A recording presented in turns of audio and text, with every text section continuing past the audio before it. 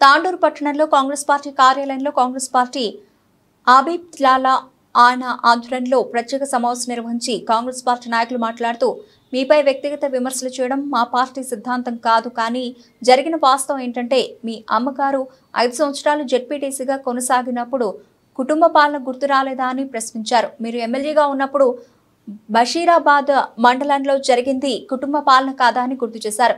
తాండూరులో ఇసుక మాఫియా శుద్ధ మాఫియాగా మారిందని తప్పుడు ప్రచారం చేస్తున్న రోహిత్ రెడ్డి గమనించాల్సిన విషయం ఏంటంటే మా ఎమ్మెల్యే గెలిచిన తర్వాత నియోజకవర్గ వ్యాప్తంగా సుమారు 2 నుండి 3 కోట్ల రూపాయలు డీడీల రూపంలో ఆదాయం సమకూరిందని, మీరు అన్నట్లుగా అక్రమ ఇసుక రవాణా జరిగితే ఆధారాలు ఎక్కడ ఉన్నాయని అడుగుతున్నామని పేర్కొన్నారు. जैसे कि लास्ट टाइम हमारे स्टेट हाउस के लिए भी प्रॉब्लम चल रहे थे। कल कलेक्टर साहब से मिलना हुआ और उन्होंने लैंड के लिए भी बात की है और 10 लाख रुपए सैंक्शन करने के लिए भी बात की है इसी मन में।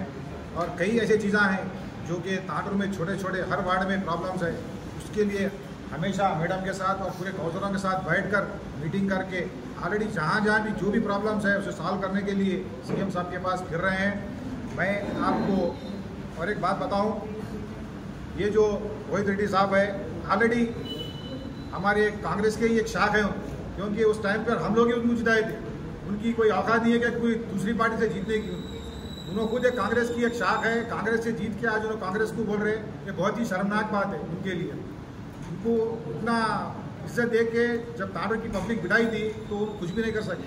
5 साल में क्या करे, सिर्फ राउडिज्म उन्होंने करे, सैंड माफिया उन्होंने करे, गांजा अफीम ये सब कारोबार पूरे उनके अच्छे करें, सब चिल्लर पटों को लेके जो है ना यही काम करें।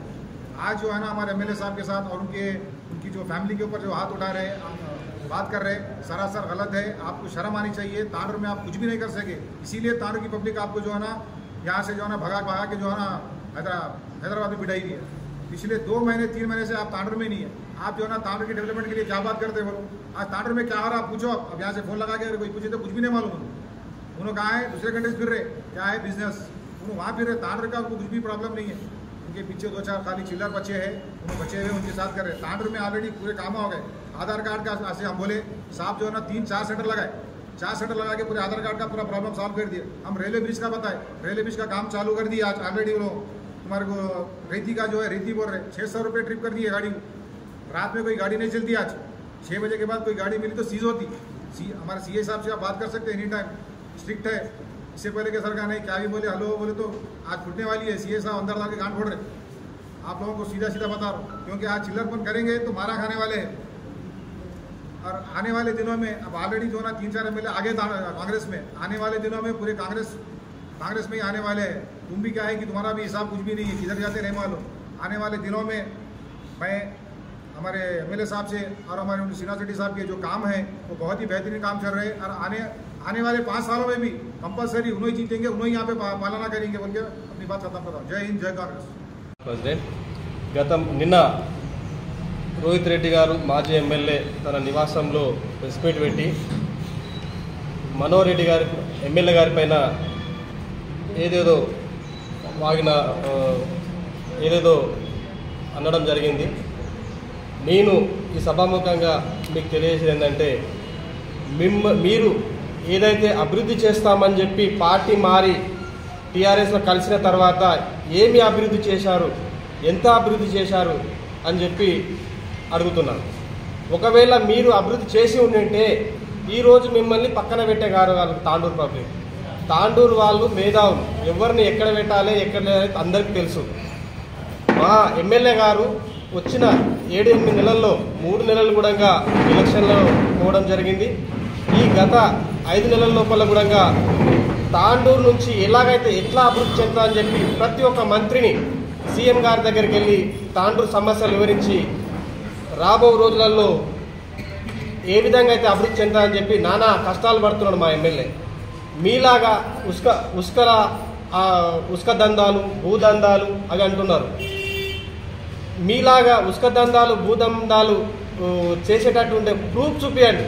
ఏదో మాటకు వచ్చినాం కదా, ప్రెస్ మీట్ పెట్టినాం కదా అన్నది కాకుండా ఎక్కడ భూదందాలు నడుస్తున్నాయి, ఎక్కడ ఉస్క దందాలు నడుస్తున్నాయి ప్రూఫ్తో చేస్తే బాగుంటుందని నేను సూచిస్తున్నా. ఎక్కడ పోయినా ఏ ప్రభుత్వ ఆఫీసులకు వెళ్ళినా కూడా అసలు ఎమ్మెల్యే అంటే ఇట్లా ఉండాలి, ఏ పోలీస్ స్టేషన్కి వెళ్ళినా కూడా ఎంత లా అండ్ ఆర్డర్ ఎంత కంట్రోల్లో ఉందంటే అసలు ఎమ్మెల్యే గారు ఉన్నారా లా ఉన్నారు సెటిల్మెంట్కు సిద్ధమైండు అలాంటి దొరకబడ్డాడు. మరి ఈ సెటిల్మెంట్లు అనేది ఎవరు చేస్తున్నారో ఆయనకే తెలవాలి. మరి నేను తాండూరులో అభివృద్ధి చేసిన అంటాడు. తాండూరులో ఏం అభివృద్ధి చేసినారు? అభివృద్ధి చేయకనే ఇక్కడ ప్రజల్ని నోడగొట్టారు.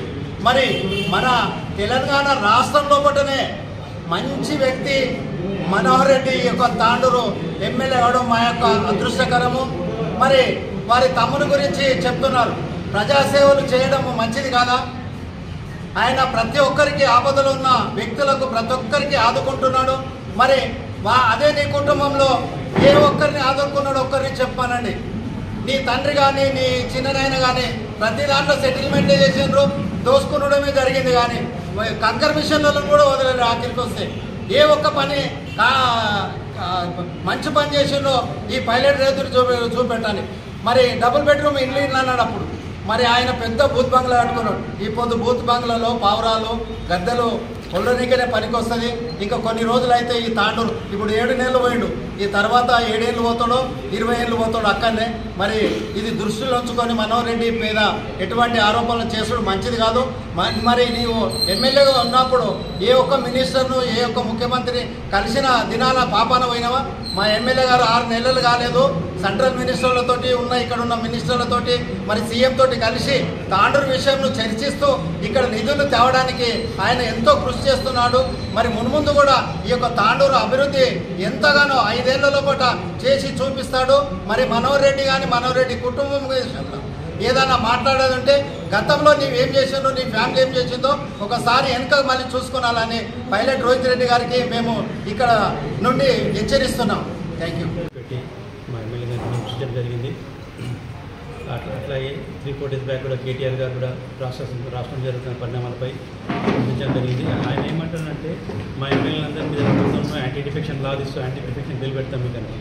అదే మీరు నేర్పిన విద్య నిర్దాక్షని మీరు నేర్పింది కదా. కాంగ్రెస్ పార్టీ 21 మంది ఉంటే మమ్మల్ని 14 మంది తీసుకుపోయి మీరు చేసిందా అప్పుడు ఆ తెలివి ఇక్కడ పోయి అప్పుడు మీ 10 గంటలకు కూర్చున్నాను. నేను కూర్చున్నప్పుడు ఆయన ఏమనంటే ఆయన ప్రెస్ మీట్లో ఏదైనా నిజమైన ఆరోపణలు ఉంటే వాటిని మీరు